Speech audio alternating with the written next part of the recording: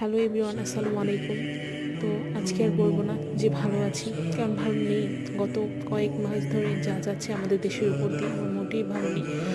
আল্লাহর কাছে বারবার করে বলছি, চলুন সবাই বলি যে আল্লাহ আমাদের দেশে একটু সুখ শান্তি ফিরিয়ে দিন, আমাদের দেশটাকে একটু ভালো রাখুন।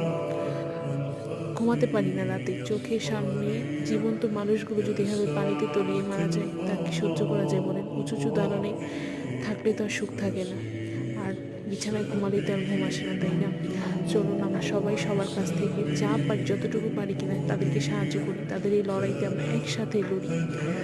আর আমাদের কিছু বিশ্বস্ত প্রতিষ্ঠান তো অবশ্যই আছে, যেমন আসন্না ফাউন্ডেশন। চলো, যার কাছে যা আছে, যতটুকু আছে তা দিয়ে আমরা তাদের সাহায্য করার চেষ্টা করি।